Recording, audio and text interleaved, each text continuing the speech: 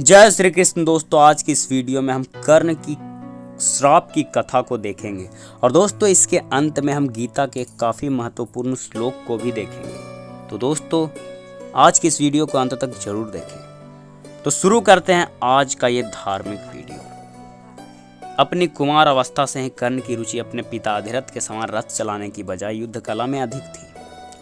कर्ण और उसके पिता अधिरथ आचार्य द्रोणाचार्य से मिले, जो कि उस समय युद्ध कला के सर्वश्रेष्ठ आचार्यों में से एक थे। द्रोणाचार्य उस समय कुरु राजकुमारों को शिक्षा दिया करते थे। उन्होंने कर्ण को शिक्षा देने से मना कर दिया, क्योंकि कर्ण एक रथ हाँकने वाले का पुत्र था और द्रोणाचार्य केवल क्षत्रियों को ही शिक्षा दिया करते थे। द्रोणाचार्य की असम्मति के उपरांत, क्योंकि द्रोणाचार्य केवल क्षत्रियों और ब्राह्मणों को ही शिक्षा दिया करते थे, तो द्रोणाचार्य की असम्मति के बाद कर्ण ने परशुराम से संपर्क किया और भगवान परशुराम केवल ब्राह्मणों को ही शिक्षा दिया करते थे। कर्ण ने स्वयं को ब्राह्मण बताकर, यानी असत्य बोलकर, झूठ बोलकर परशुराम से शिक्षा का आग्रह किया। परशुराम ने कर्ण का आग्रह स्वीकार भी कर लिया और कर्ण को अपने समान ही युद्ध कला और धनुर्विद्या में निपुण किया। कर्ण और उसके गुरु परशुराम और पृथ्वी माता से श्राप मिला था। कर्ण को उनके गुरु परशुराम से एक श्राप मिला था और पृथ्वी माता से भी श्राप मिला था। कर्ण की शिक्षा अपने अंतिम चरण पर थी और एक दोपहर की बात है, जब गुरु परशुराम कर्ण की जंघा पर सिर रखकर विश्राम कर रहे थे।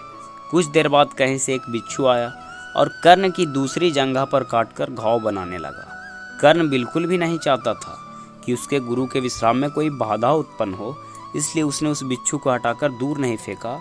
वह बिच्छू अपने डंक से कर्ण को भयंकर पीड़ा देता रहा, किंतु कर्ण ने अपने गुरु के विश्राम में खलल नहीं आने दिया। कुछ देर बाद जब गुरु परशुराम की निद्रा टूटी और उन्होंने देखा कि कर्ण की जांघ से बहुत रक्त बह रहा है, तो उन्होंने कहा कि केवल किसी क्षत्रिय में ही इतनी सहनशीलता हो सकती है कि वह बिच्छू का डंक सह ले, ना कि किसी ब्राह्मण में। और परशुराम ने उसे मिथ्या भाषण के कारण श्राप दिया कि जब भी कर्ण को उनकी दी हुई शिक्षा की सबसे अधिक आवश्यकता होगी, उस दिन वह उसके काम नहीं आएगी।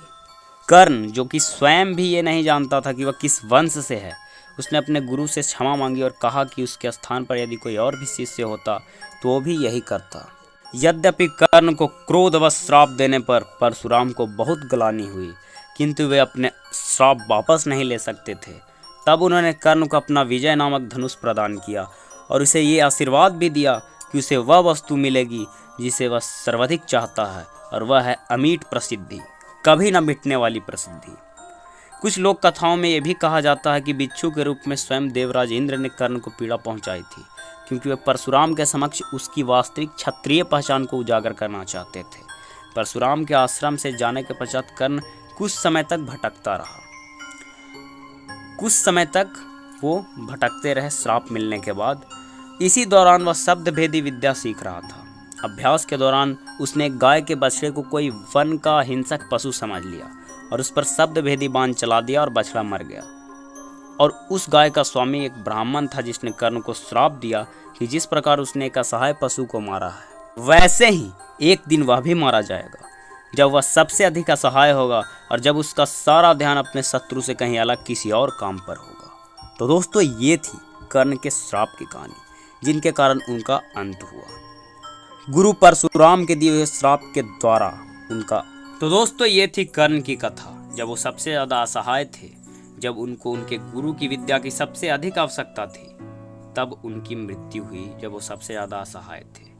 तो दोस्तों जैसा कि मैंने कहा था कि अब मैं गीता का एक इम्पोर्टेंट श्लोक बताऊंगा। इसमें भगवान बोलते हैं कि तू कुछ भी नहीं कर सकता है तो तुझे क्या करनी चाहिए। दोस्तों गीता अध्याय 12 उसके श्लोक 9 में भगवान श्री कृष्ण बोलते हैं, अथ चीतम समाधातुम न सक्रोसी मयि स्थिरम अभ्यास योगेन ततो मामिच्छाप्तुम धनंजय।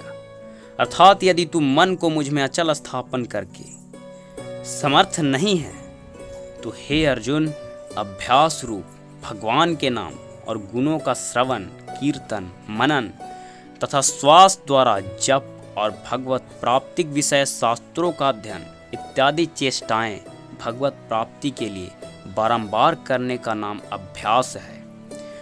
और इस योग के द्वारा मुझको प्राप्त होने के लिए तू इच्छा कर। कब? जब तू मन को मुझ में अचल स्थापन करने के लिए समर्थ नहीं है, तब भगवान के नाम और गुणों का कीर्तन। तो दोस्तों, जय श्री कृष्ण।